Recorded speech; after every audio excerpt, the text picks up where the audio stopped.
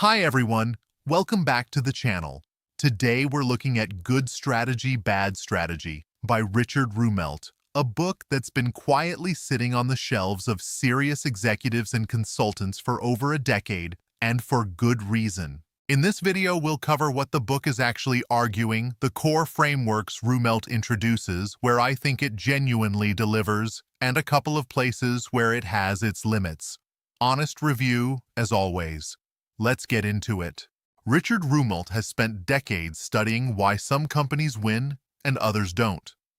He taught at Harvard and UCLA, consulted for organizations ranging from Apple to the US Army, and spent years trying to answer one specific question: what actually separates a real strategy from the kind of vague, ambitious-sounding plans that fill boardroom presentations and accomplish very little? His answer, in short, is that most organizations don't have a strategy at all. They have goals dressed up as strategy. And there's a meaningful difference between the two. Good strategy. Bad strategy is his attempt to make that difference clear, and to give you a framework for building something that actually works under pressure, not just something that sounds good in a slide deck. The central framework of the book is what Rumelt calls the kernel. The three elements he believes every real strategy must have. The first is the diagnosis. Before you can do anything useful, you need to identify what's actually going on. Not a list of problems, not a general sense that things are difficult, but a clear, honest read of the one or two factors that genuinely determine the outcome. Rumelt's point is that a good diagnosis simplifies reality without distorting it. It tells you where to look. He uses IBM in the 90s as an example. When the company was struggling, the temptation was to blame everything: the market, the competition, internal inefficiency. The real diagnosis was more specific. IBM's actual advantage wasn't hardware, it was the depth of its relationships with large corporate clients. That insight changed everything about how they repositioned. The second element is the guiding policy. This is your overall approach to the obstacle your diagnosis identified. And Rumelt is careful to distinguish this from a to-do list or a set of goals. A guiding policy is a framework for making decisions. It tells you what to prioritize and, just as importantly, what to ignore. Apple's obsessive focus on design and user experience over raw specs is a clean example. It wasn't just an aesthetic choice. It was a decision-making filter that shaped everything from product development to marketing. The third is coherent actions. And this is where a lot of strategies fall apart in practice. Actions need to work together and reinforce each other. If you're trying to grow aggressively while simultaneously cutting investment in the things that enable growth, your actions are working against each other. That's not a resource problem. That's a strategy problem. Rumelt's argument is that focus isn't just helpful. It's definitional. A strategy that tries to do everything is, by his definition, not a strategy. One concept I found particularly useful is what he calls the crux. The hardest part of the challenge you're facing.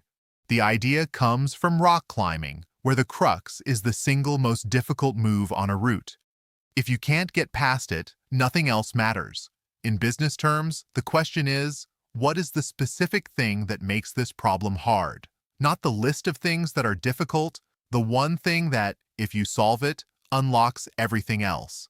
It's a useful filter for cutting through the noise of complex situations. The most practical shift Rumelt suggests is deceptively simple. Stop calling your plan a strategy and start treating it as an action agenda built around your crux. That means starting with a real diagnosis, not aspirations, not values, not vision statements, but an honest read of what's actually constraining you right now. Is it a capability gap? A competitor's structural advantage? A regulatory barrier? Once you've named it clearly, you can start looking for what Rumelt calls asymmetric leverage, an angle where your specific strengths give you a disproportionate advantage. His NVIDIA example is worth mentioning here. NVIDIA didn't beat competitors by outspending them.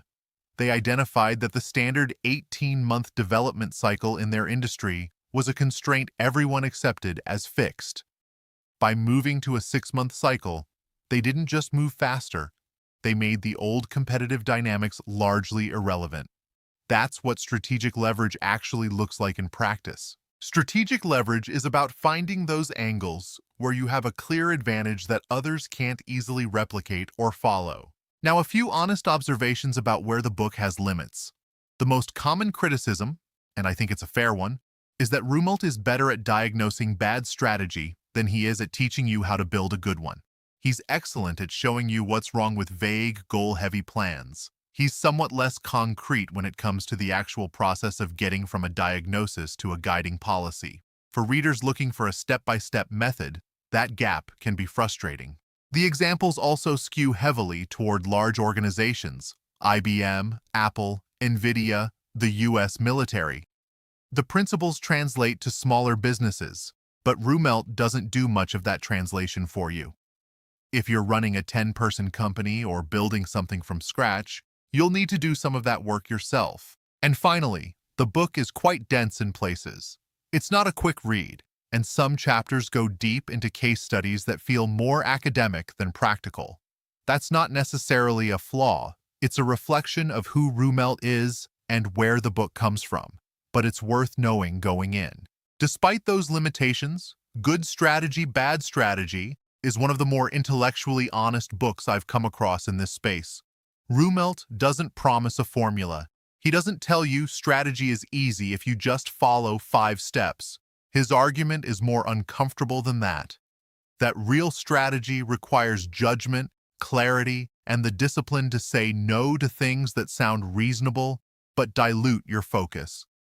That's a harder sell than most business books are willing to make, and that's probably why the book has held up as well as it has. If you work in leadership, consulting, or you're building something where the decisions actually matter, it's worth reading carefully, not quickly.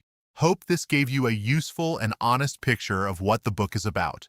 If you want to check it out, the link is in the description along with a few other resources on strategy worth your time. And if you enjoy this kind of content, subscribing is the best way to keep up. See you in the next one.